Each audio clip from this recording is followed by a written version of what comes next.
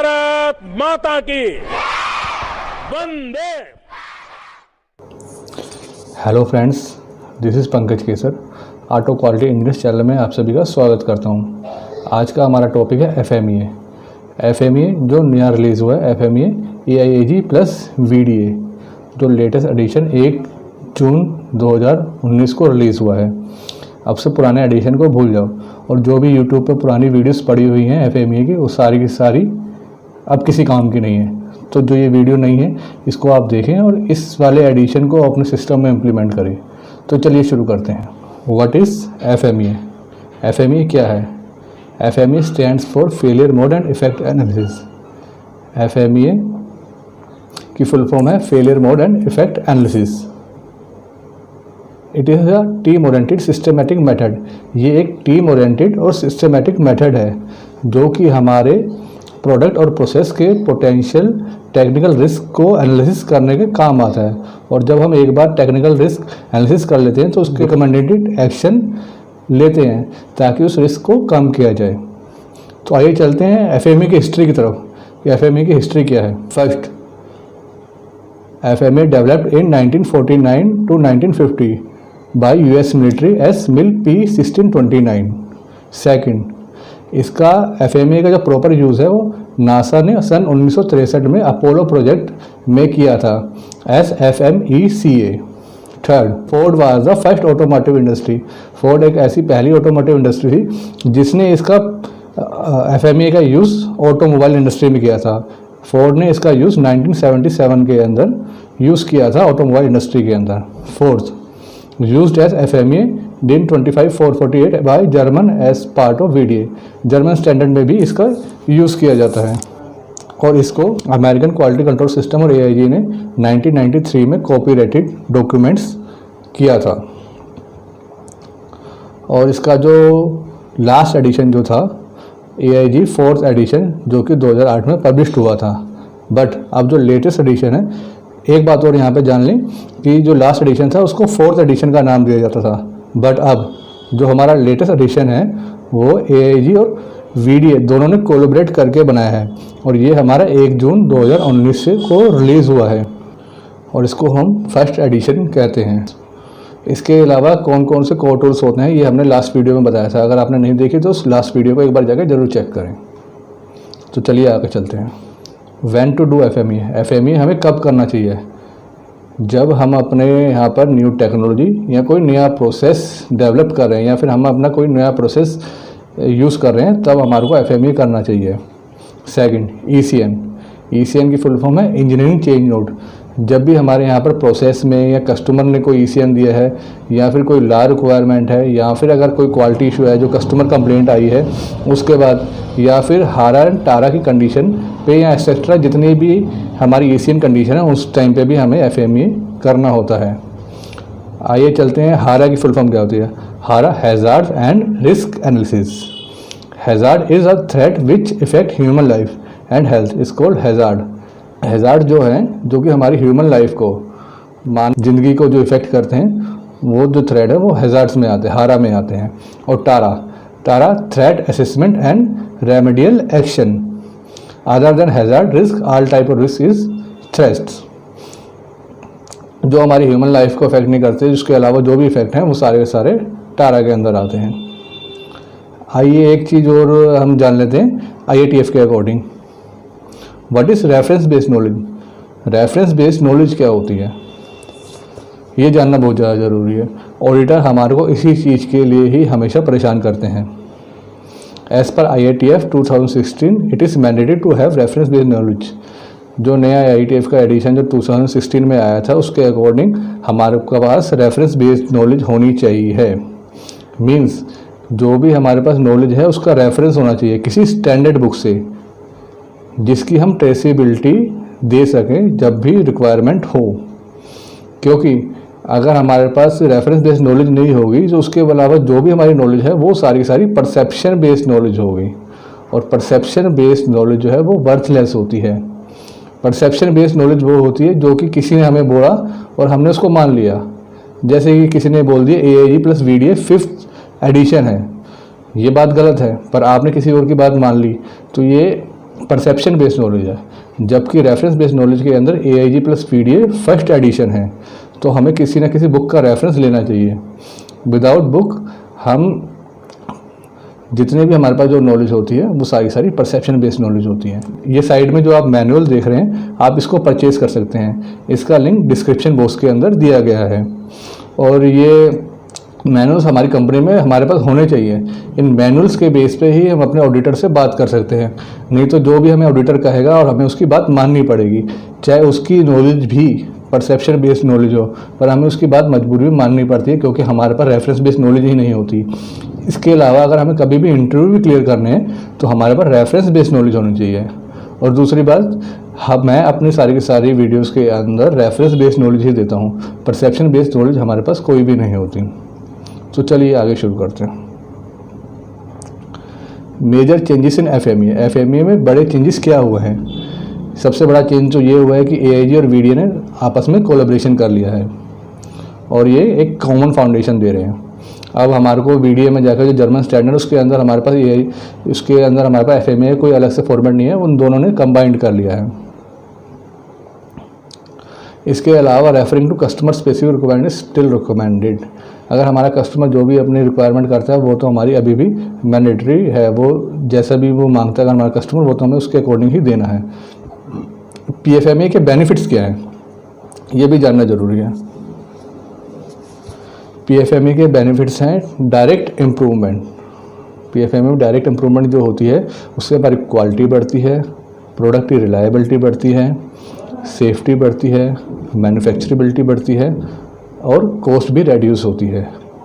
और indirect improvement क्या होती है? इनडायरेक्ट इम्प्रूवमेंट में हमारे रेगुलर कॉम्प्लायंसेस, जो हमारी गवर्नमेंट के जो रेगुलर कॉम्प्लायंसेस हैं उसको हम फुलफ़िल करते हैं। स्ट्रॉन्ग कम्युनिकेशन, ये कम्युनिकेशन हमारी सप्लायर के साथ भी होती है और अपने कस्टमर के साथ भी कम्युनिकेशन होती है।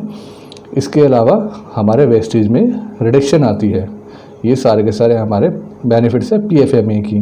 और PFMEA की फुल फॉर्म जो होती है process failure mode and effect analysis. और PFMEA की लिमिटेशंस क्या है? It is qualitative not quantitative, मतलब कि हम इसको मेज़र नहीं कर सकते। And second, it relies on teams level of knowledge which may और may not predict future performance. हमारा जो FMEA है वो हमारी टीम के नॉलेज के ऊपर ही डिपेंड करता है। अगर हमारी टीम ज़्यादा मैच्योर होगी, उसका एक्सपीरियंस ज़्यादा होगा, उसको प्रोसेस के बारे में नॉलेज ज़्यादा होगी, तो ही हमारा FMEA बहुत ज़्यादा अच्छा बनेगा। अगर हमारी टीम की नॉलेज कम होगी तो हमारा FMEA भी उसी अकॉर्डिंग ही बनेगा। अब FMEA के अंदर कौन कौन से रिस्क होते हैं? FMEA है 4 टाइप्स ऑफ रिस्क।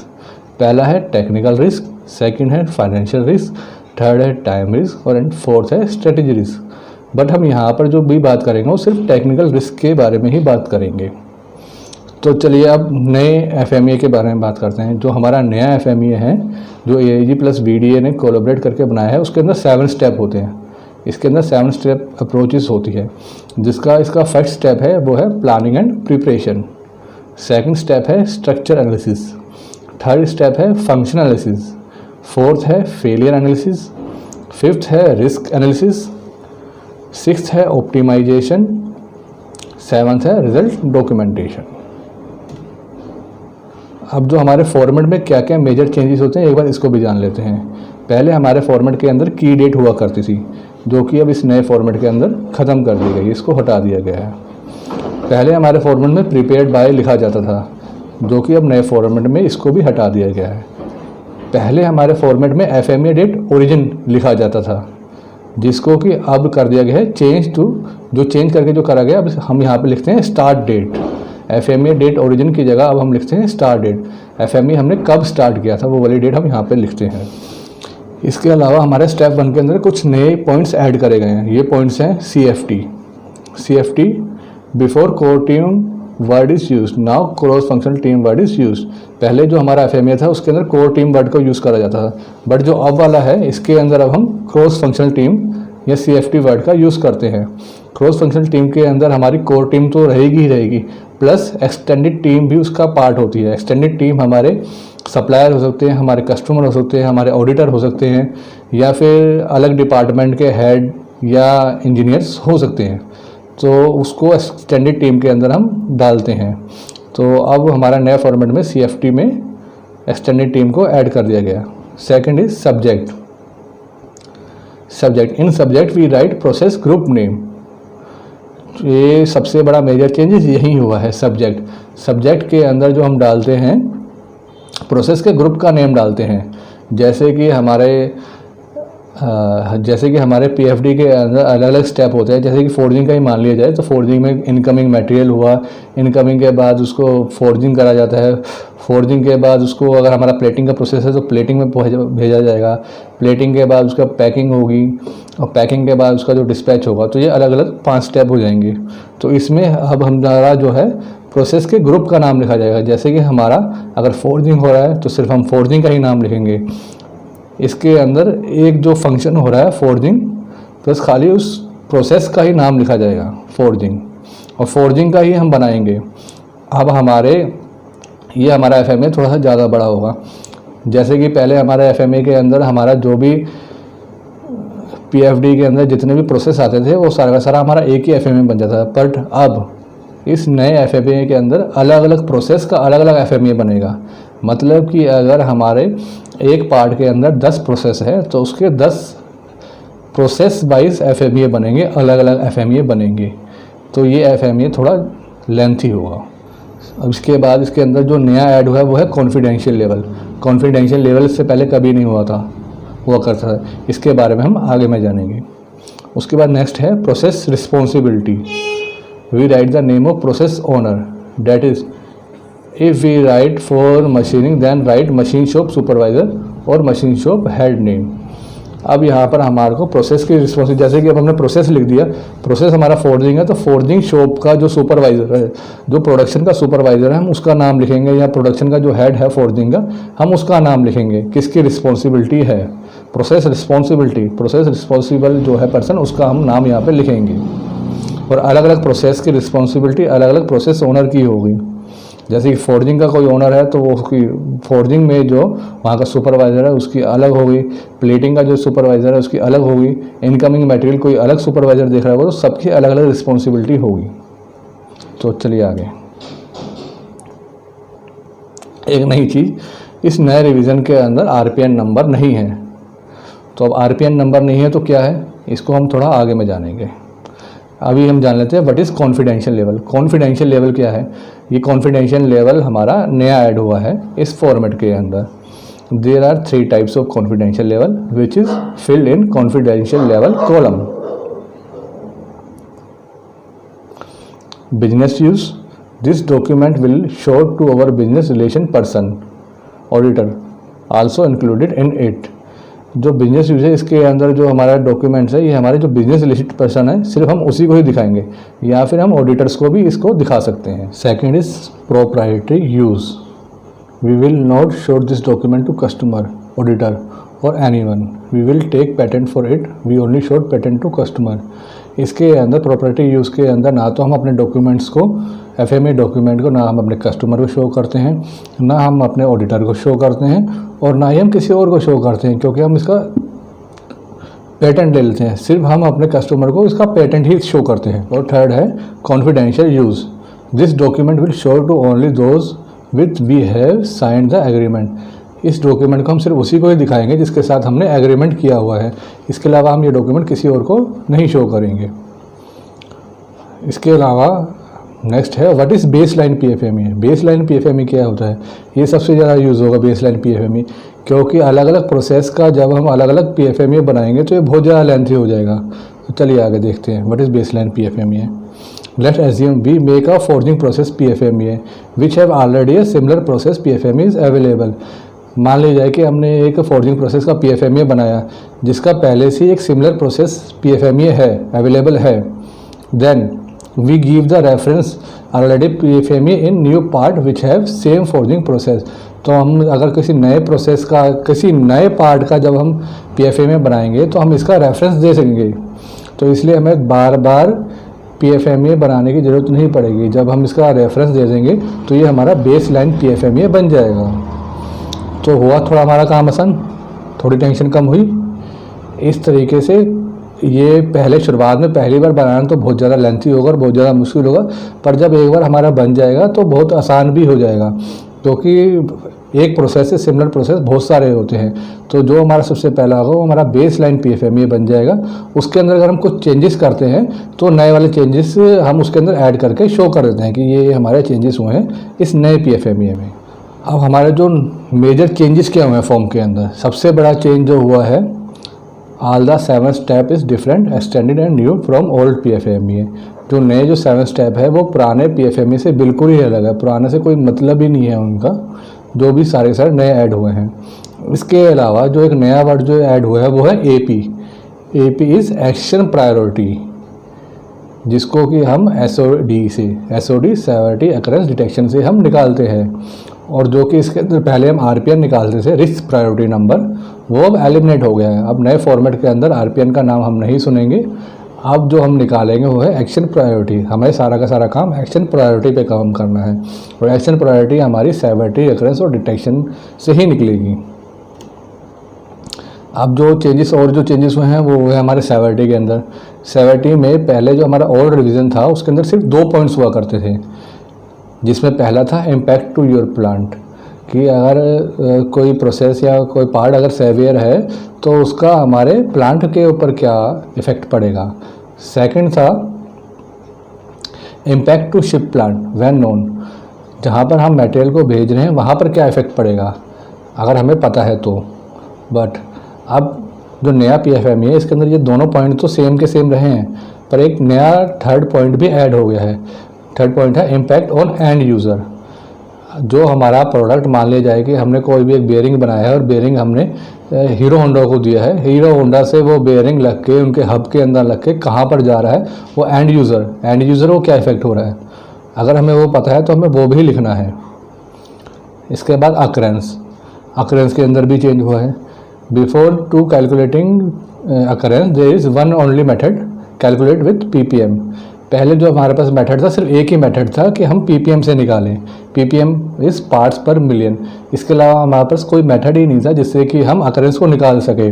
और जब ये नए प्रोडक्ट की बात होती थी, नए प्रोडक्ट के टाइम पे हमें बहुत ही ज़्यादा टेंशन होती थी, या फिर हम कस्टमर से बार बार पूछते थे, और कस्टमर भी इसको बताने में एक्यूरेट नहीं बता पाता था, कस्टमर को भी नहीं पता होता था, इसलिए बहुत ज़्यादा दिक्कत होती। इस वाले नए PFMEA के अंदर इस प्रॉब्लम को एलिमिनेट कर दिया गया है। अब जो नया रिवीजन है इसके अंदर 3 different types of occurrence rating criteria दिए गए हैं। हम इनमें से तीनों में से किसी भी तरीके को हम अपने PFMEA में यूज़ कर सकते। PPM रेटिंग मेथड तो सेम ही रहा है, बट उसमें जो रैंकिंग का जो क्राइटेरिया है वो चेंज हो गया है अकरेंस में। और डिटेक्शन रेटिंग मेथड, डिटेक्शन का जो रेटिंग का जो मेथड है वो सेम है, जैसे हम पहले देते थे डिटेक्शन में वैसे ही अब हम देंगे, अब भी हम वैसे ही देंगे, बट जो रेटिंग का जो क्राइटेरिया है वो भी हमारा डिटेक्शन के अंदर वो भी हमारा चेंज हो चुका है। तो जो मेजर जो चेंजेस हुए हैं वो फॉर्मेट चेंज हो गया पूरा। एक और बात, ये वाला नया जो फॉर्मेट है इसके अंदर हम A4 शीट का यूज़ नहीं कर सकते। ये फॉर्मेट की लेंथ पहले इतनी थी, अब इतनी हो चुकी है, तो ये हमारा A3 शीट के अंदर आएगा। इस बात का ध्यान रखना, आपका A4 शीट के अंदर ये नहीं आएगा, काफ़ी लेंथी है ये फॉर्मेट।